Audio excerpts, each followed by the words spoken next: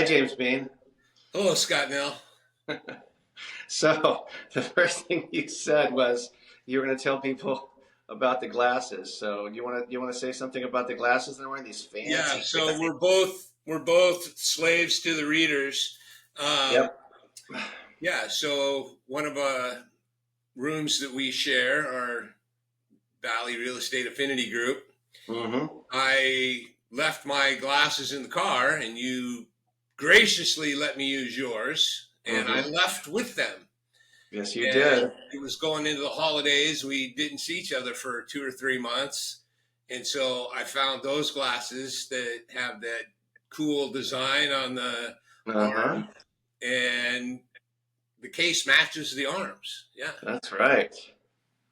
Well, the funny thing is, these have become my go-to. And the other ones used to be, but since you lost them, these are actually better though. You actually Yeah, they're you significantly better than the last one. So I upgraded you. Okay, I'm gonna lend you glasses more often. So James Bean, you're a commercial realtor, but you also are a real big time specialist in 1031 exchanges, and so that seems to be a focus of yours. Is that hey, let me find you something else where you can make more money, and it could be anywhere in the United States. But why don't you tell us a little bit more about that? Sure. So yeah, I'm just a real estate agent. I'm actually not a realtor. I don't belong to any of the boards. Most Mm-hmm. commercial brokers don't. Um, Uh-huh. and so I bring my now 15 plus years of investment real estate experience, even though I've been licensed for 25 years, Mm-hmm. is helping those senior individuals that have owned their investment properties for more than 20 years. They have significant equity built up, but Mm-hmm. maybe the property's suffering from deferred maintenance or a number of other things that they're just tired of the property. They don't want it anymore. So they have a lot of great exchange options. And it was now 10 years ago that I really started focusing on this representing exchange buyers niche because, Uh-huh. quite honestly, nobody's doing it. Well, excellent, excellent. So you're basically trying to find something that's going to suit them better, help make them more money. Just Yes, well, and quality of life, really, see, because that's what I wanted to hear. yeah, Hmm. the assets that I specialize in are known as the net lease assets. So many people refer to them as triple nets. Hmm. Um, these actually, the assets I deal in are not triple nets. They're actually referred to as absolute net. Hmm. So they look, smell, feel, taste like a triple net, but they're better. And that's Hmm. because in a true triple net lease, the landlord has responsibility carve outs where the lease form that these assets are on, there are no carve outs. Uh-huh.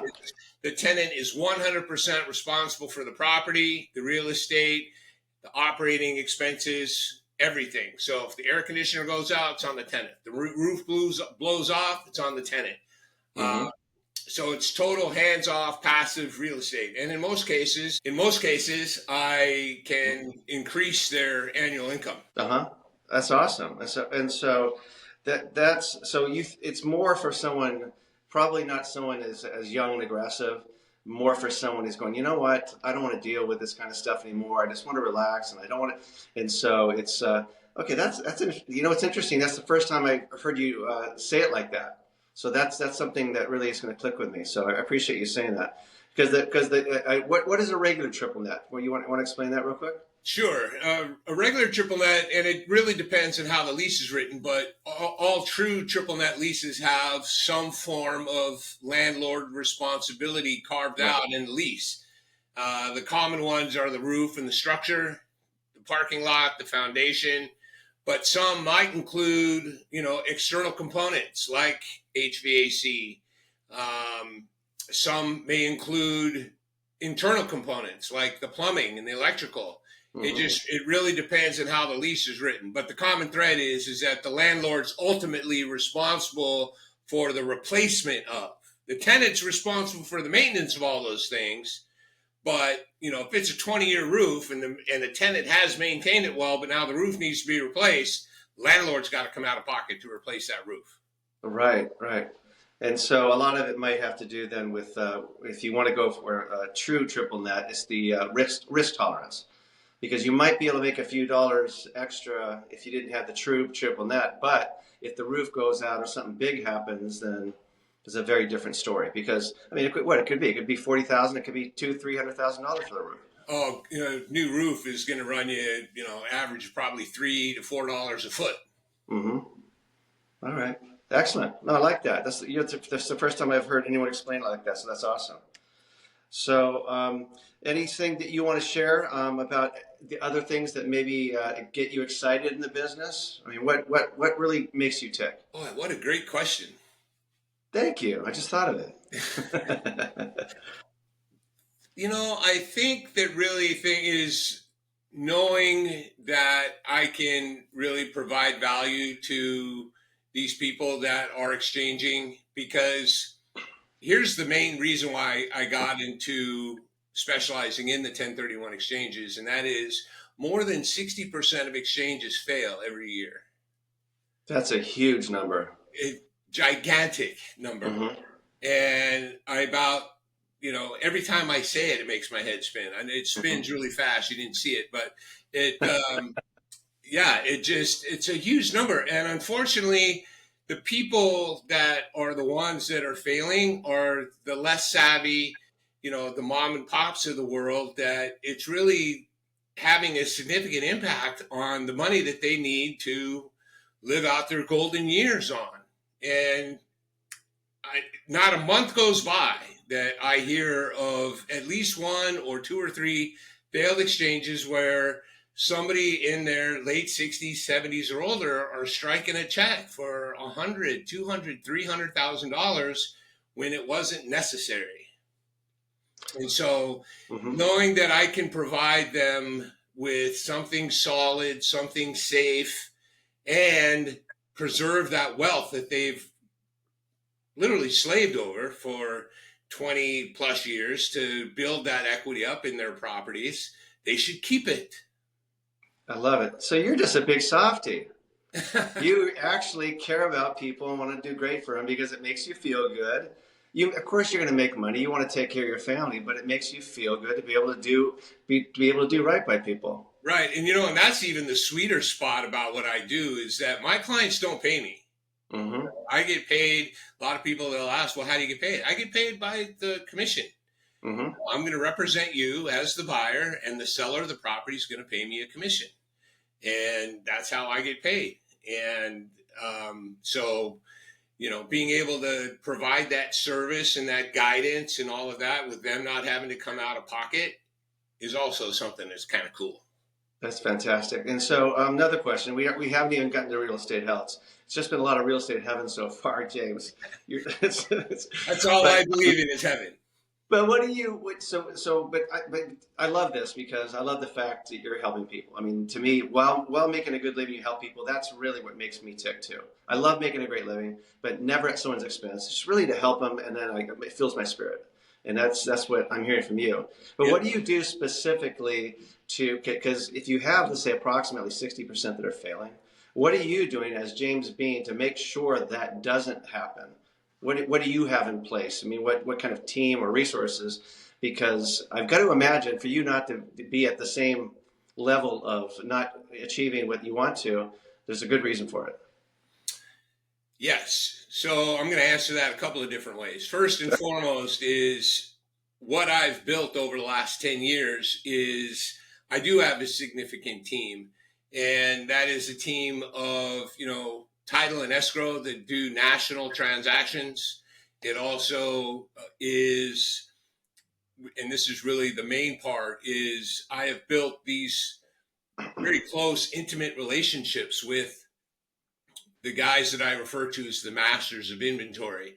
And those are the regional and national brokers who focus on listing these net leased assets. And so now I've got relationships with them where, I can talk to them about deals that are coming on the market that aren't on the market yet. Or I know that when I call their cell phone, they're going to pick up the cell phone because they know that I'm bringing very ready, willing, and able buyers. I have a high certainty of a close with them. And that really provides me the kind of access to assets that have, I mean, even through provisors, it's not uncommon for me to get a referral through provisors where the taxpayer or investor is not only in escrow, but sometimes they've already closed escrow and are in their 45-day identification period, which That's means nerve-wracking. somebody that can act quickly and confidently in getting their exchange completed.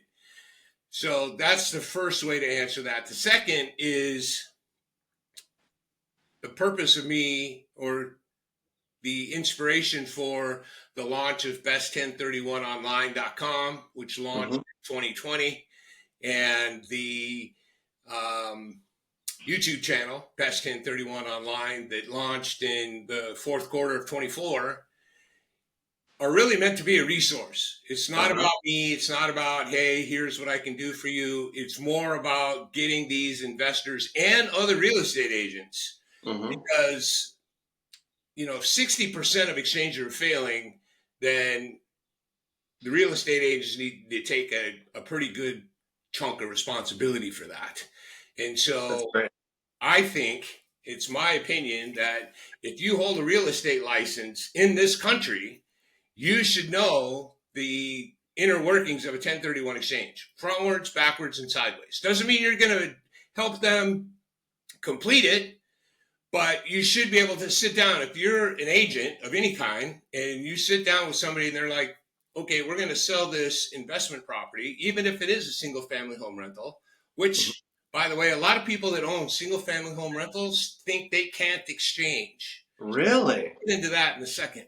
But getting back to the agents is, again, any real estate agent should know, hey, if you're a client, a possible client, and you're selling an investment property, you need to know about the exchange. You need to sit down and talk with your CPA. You need to get clear on what your tax implication is going to be. 100%. Number one. Number two, if the CPA, and I'll tell you a funny story, if the CPA says, you know, hey, this is how much you're going to pay out of your proceeds, and you don't want to pay that, then yes, you need to do an exchange. And so if you're an agent, you should be able to say, here, well, here's the steps, here's the process, here are the rules, and I can't help you, but I know a great guy named James Bean that can, and you refer me, and I can pay you a great referral fee. No, but a couple of years ago, I got a referral from one of my main referral sources are CPAs. Actually, my number one referral sources are other agents, but CPAs.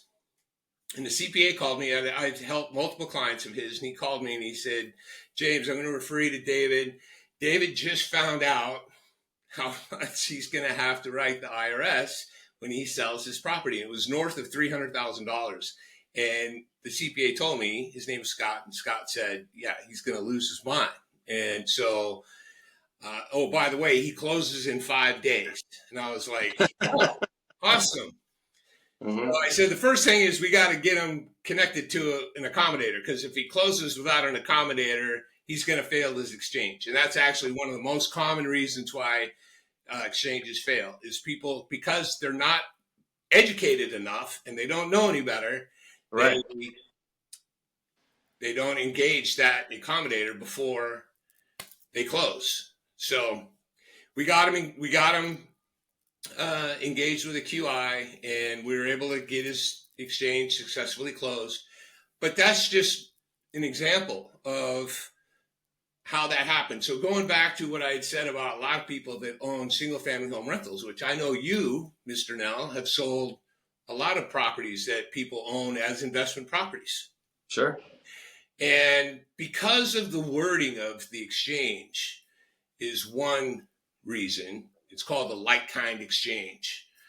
So many seniors, we'll call them, they've owned their investment property for a long time. They want to sell it, but they think in order to do an exchange, they have to do a like-kind. So they have to exchange in the exact same property that they're selling. Oh, boy. Wow. And that's not true. Exactly.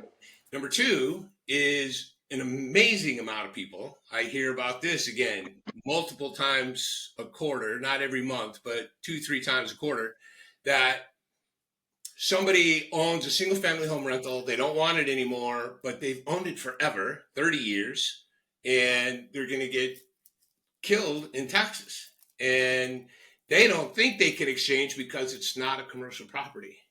Right. A lot of people think that it has to be a commercial property in order to exchange, which is also unfortunate. So that's another reason why so my resources, the website and the YouTube channel is all about being a resource for people to go and learn. If you use me, great. If you don't use me, that's also great. But use somebody, align yourself with somebody that knows what they're doing so that you can preserve that wealth. Yeah, the first thing, I had this older gentleman that was selling a property. Unfortunately, his wife was in assisted living. So I'm meeting with the daughters, and they're talking about what can they do and can't they do. And I said, well, have you spoken with a CPA? Well, no. Have you spoken with your financial planner? No. Well, can we 1031? Well, have you spoken with an accommodator? Let's talk about the property. There's so many things. We actually waited 3 or 4 months before we started moving forward on the property. So it would have been easy for me to just get in there and sell it. But we got them in aligned with everybody. Most of the people are people that you and I know from our networking and stuff like that. Mm-hmm. And all of a sudden it became a game changer for them. And so I think that's great. One of the things that you said that I really liked was that the masters of inventory, that's something you should use more often, because that to me is like a little gem that you have the availability that a lot of guys without your experience and without your resources would have. And I think that's just huge. Well, thank you. And you're right. I should share that more often. And, a lot of people, when it comes to the asset class that I deal in, these net leased assets, they're mm-hmm. single tenant net leased assets. And a lot of people won't even talk to me about them because of beliefs they have based on misinformation. Correct. Which is also a commonality of why the exchange fails so often. It's just people are just, the education is so poor out there. Mm-hmm. That coupled with the other reason why I really said, I've got to get out to the nation, whether it's through my website, through the YouTube channel, through social mm-hmm. media channels, is because you can go and search 1031 exchange on Instagram, on TikTok, even on YouTube. And this is going to be in a really high number as well, but I'm going to say, I'll be kind, and I'll say more than 75%. That number is mm-hmm. actually higher, where the information is just, it's either misleading or flat wrong. Right. And it's really horrific. It really is. And so 10 years later, after learning about the 60% failure rate, now I understand why that rate is so high. And so that's my number one mission. I actually wrote a mission statement beginning of last year and said, my mission is to cut that failure rate in half by 2030. I love it. What a great resource. So we've been hearing a lot of great things here. I would like to hear some of the real estate health story. Actually, something, you did mention some health situations, but I'm sure you've got a story or two about some things that just went south, and I don't know, maybe you were able to come in and save the day at the last minute. But give us a real estate health story. Enough with the heaven. Well, every time I hear about an exchange failing, and yeah, because like the not engaging the accommodator. If they don't engage an accommodator, I had a guy that was almost broke into tears. Mm-hmm. This was actually in January, just this last January. He was referred to me by somebody from Provisors, and mm-hmm. turns out that he had already sold. He had closed on his, I think he was a 6-unit apartment complex. He had mm-hmm. already closed on it and had taken receipt of the money. That's an automatic fail. That Oh, because the money was actually immediately deposited. avoids. Yeah, as soon as you take possession of those funds, that's constructive receipt. Hmm. That's a taxable event. You're done. So he That's a called nice. me and he said, "Yeah, I really need your help. I really need to figure out how I can do an exchange." And after asking him some questions is when he shared with me, yes, I've already got the funds, but there's got to be a way to unwind it. And I was like, because it had only been a couple of days. And I said, "No, I'm sorry, there's not." It That would just, have been my first question. But I know that that's the rule, and you can't unwind it. But the first thing I would be like, why the f can't you unwind it? I made a mistake. It's been 2 days. It's obvious. Come on, let's. You would think there would be a way to unwind that yep, if it was an honest mistake. yep. I actually had another call. This was just in the last couple of weeks where a financial advisor reached out to me and said, "Hey, I've got this client. They sold their property and the money is still in the bank." And so I was listening to this and I'm like, this doesn't sound good. And they said, yeah, their funds got wired to their bank, but they haven't touched it. So now they want to do their exchange. And I was like, oof, how long ago did they close? And they said a year ago. Oh, ouch! Ouch on every level. Oh my Yeah. God. So it's really painful for me to hear those things because, and what I failed to mention is the guy I was talking about first that was asking me how to unwind it. His agent and his CPA knew prior to close that he wanted to exchange, and that's his story. I Mm-hmm. don't know if that, there's always his There's side, always two the other sides. side, and the truth, Mhm. right? But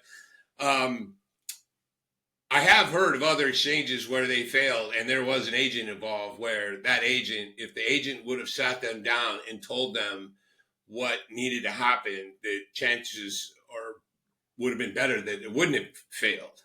Right, right. Well, anyone who says they're selling anything that's a rental property or whatnot, first thing I do is I connect them with all the right people. Yeah, And I it's got to not an tell you, investment thing. you're definitely at the cream of the crop of that list. And so I'm looking forward to connecting more people with you to make sure that they can get their shit done. Yeah, here I got a story for you. Has nothing to do with an exchange. Hmm. This was another CPA referred me one of his clients, an 83-year-old gentleman that had owned a retail property in, we'll call it LA, a sub of LA, for I think since like the mid 70s. I can't even do the math. What is that, 50 Hmm. years? So uh, it building was vacant, no big deal. Really nice piece of property, small little building sitting on a signalized corner. Great little listing. We listed it for I think $1.4 million, $1.5 million, something like that, and found a buyer right away. Had it in escrow right away. Everything is going fine. We did have a couple of hiccups, but normal hiccups. Hmm. Where it became real estate hell was this particular part, and actually it is a city. It's not city of Los Angeles, but a city, and this city requires what they call a building report that you Hmm. have to file for through the city before the Right. property can close. I was unaware of that. So that's similar to like the 9A that we do locally for residential, I think. Every city's different, right? So, Okay. Yeah. anyways, the buyer's agent was on top of it and they ordered it. And unfortunately, when the day came for the buyer to remove the contingencies, the building report was not completed yet. The thing takes like 3 weeks. Excuse me. So I'm like, if you've got a quick escrow, you need to order that thing right away. Hmm. Because to me, if that's part of your due diligence, you would never remove contingencies before you get eyes on that report. Or at least you all accept that one. Exactly. Well, these guys didn't. They removed contingencies. Money went hard. Hmm. 2 or 3 days later, the report comes out, and it turns out that, which I had no knowledge of, and the buyer, in his 83-year-old state of mentality, didn't realize that this existed, but there was an existing code violation on the building. Oh no. And it wasn't anything big. The code violation was that the last tenant that my client had in his building had done some tenant improvement work without permits. Mm-hmm. And so that was the violation. Work per, what do they call it? Well, we'll just say it's done without Start of improvements without a permit. Uh-huh. And so we called the city and we said, how are we going to get this cleared? We need to cure this so that we can close. And the city said, as soon as somebody files for a permit and actually does what the permit asks for, then that code will automatically cure just by process. And so I told that to the buyer's agent, and the buyer's agents, because I told them, I said, look, you guys, based on the condition of the building, you guys are going to definitely have to pull a permit. If you don't pull it, your tenant's going to have to permit, because right now it's really not leasable, let alone usable. So, and they knew that, right? So I said, there's no reason for you to not just close and move it down the line. Oh no. Right. Oh no, this buyer and buyer's agent dug in their heels and they're like, no, we want this thing cured before we close. But they had already removed contingencies. What's that? But they had already removed that. Yeah. So, and my guy was talking about, filing a lawsuit and all this. And I'm like, look, if you file a lawsuit, first of all, anybody knows in LA County, lawsuits, or if you take somebody to court, it could be months, if not years, before it actually gets in front of a judge. Not to mention all the money that you're going to spend. So I said, no, that's not the way to do this. And the other side had an attorney write us a letter saying that they would file a lis pendens and all this other. I mean, it was just, you got to be kidding me, over something so simple. So to make this long story shorter, we went 3 months trying to go through all kinds of hoops. So this particular city, they closed down on December 13th and were closed until December 3rd or January 3rd. So we lost 3 weeks there trying to wait and go through these different processes. Basically, my guy had to file a demo permit to take it back to the way it was before the tenant did any work, so that the city would say, okay, this is a vanilla shell. Okay. So we were doing that, but they kept, it was one thing after another, and my guy was pulling his hair out. He had a hard money loan on the property, and every month this thing didn't close was costing him dearly. And so, look, he came to me, he said, James, offer the world to these buyers to get them to close. And I said, look, let's offer them 20 grand, see where that goes. And he said, well, I'll pay up to 50 grand. And I was like, no, you don't want to do that. So I think we ended up selling at $30,000 that my buyer had to give up for them to go ahead and close. Right. But so a deal that should have closed the first week of November didn't close until the last week of March. Lovely. That was hell. Yes, definitely. Are you finding in today's market that things are getting more complicated, that it's more difficult to get deals closed, especially with the state of the economy and everything that's going on, and with politically speaking? And I haven't run into anything as far as what's happening here today and now. Things have been going on for a while, obviously, with interest rates and lending criteria. So that has changed the world a little bit. Something in my world is getting an Alta survey completed. So, in order for a buyer to add extended owner's title policy to their, after they purchase, because the seller has to buy regular owner's policy, but to get it extended, title needs an updated Alta survey. And it used to be they would accept an Alta survey that was, I've seen them accept them 2 years old. Well, now they won't accept them if they're more than 6 months old. So that's a problem. During the pandemic, that was even a bigger problem because getting that kind of work done took forever. Sure. And then the sellers don't want to hear, what? We need to give you 6-week extension because of, hey, you guys could have had the Alta survey updated and we wouldn't have this problem. Mm-hmm. So those are really the only thing. Lending criteria is really become a nightmare. Same on our end. What's that?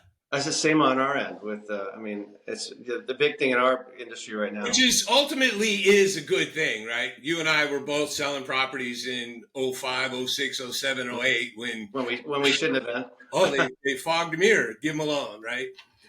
It was so crazy because I had just gotten into the industry and it was like I could do no wrong. And I was thinking, how is this possible? And I kept on thinking about it. I said, how is it possible that they can just state it? And then so they can say, what do you need to qualify it? You need this much income. Well, just say that. And I'm going, what? It just seemed, I thought, this is a house of cards. There's no way. There's got to be something illegal. This is crazy. And sure enough, and that's when I got in the industry. And I was just thinking, how is this working? Looking back, I'm thinking, gosh, I should have bought like 10 properties right then and there. And made sure I got them to float, and then I'd have that whole portfolio, and I wouldn't have gone south on one of the loans. Right. So it would have been good for guys like us, but guys who took advantage of it, they would refinance over and over and over and do these crazy things. Yeah, it was awful. So speaking of that, yeah, it's in the commercial world, not my world necessarily, but not many people realize in the commercial world. The longest term that you can borrow money is 10 years. You can get 25 and 30-year AMs on that money, amortization, but the term of the loan, the longest you can get is 10 years. Mm-hmm. Now, I think multifamily is a little different. I think multifamily, you can go up to 25, but in a commercial loan, 10-year money. That's it. Many people will get 3-year, 5-year, 7-year money, but 10-year money is the longest. Mm-hmm. So when you go back 10 years from today, second quarter of 2015, mm-hmm. the market was white hot mm-hmm. and stayed white hot until, the commercial real estate market really peaked in 2018. It came really close to doing that again in 2021, only because the funnel in 2020 was like this, and then it got turned upside down. So there was all this capital and all these transactions that were happening in 2021. My point is that for those people that were buying with sub 3 money in 2015, 16, 17, and 18, what do you think they're going through right now? Right. Because their debt is maturing. Mm-hmm. And I guarantee you a lot of those people bought with significant leverage, which means that now they're looking at a refi that's double the rate. Oh, that's awful. Right. And it's leveraged against product that's going to be put at risk also. Right. So, and it's just starting. Mm-hmm. You've been hearing about some of these Class A buildings being handed back to the bank. BlackRock, one of the largest REITs in the country, has already handed back 2 or 3 of their Class A office products. There's an office building in downtown LA. I think it's 1 California is the address. It's a 42-story building in downtown LA. It just got, the valuation just got redone, and it's 74% less than when they bought it. 74% less. The value's gone down 74%. Now you're getting to the hell. You started off really sweet as hell, but not anymore. You got all sorts of. Well, here's the thing, Scotty, is that what do they call between heaven and hell? Is that purgatory? Purgatory, yeah. Yeah. So we're just now entering purgatory. We're not in hell yet, but hell's coming. Remember in Tombstone? Oh gosh, look at you. Wyatt Earp says, "Hey, I'm coming. I'm bringing hell with me." Yeah. Because the banks right now, because it's already started happening, so a lot of the banks are working diligently because the banks learned their lesson after 2008. We don't want them on our books, right? Yeah. So they're doing everything they can to, blend and extend these refis to try to soften the blow and do whatever. So it's fine right now because it's just trickling, but Right. the number is going to keep growing, and it's going to get to the point where the banks will no longer be able to swallow these pills. They're going to go way beyond their appetite, and that's when we're going to start really seeing us leaving purgatory and hell. All right. All right. So this was great talking to you. I enjoyed it. This is one of those things where I could sit down and have a martini, and I could talk to you for hours about this stuff. Well, I agree.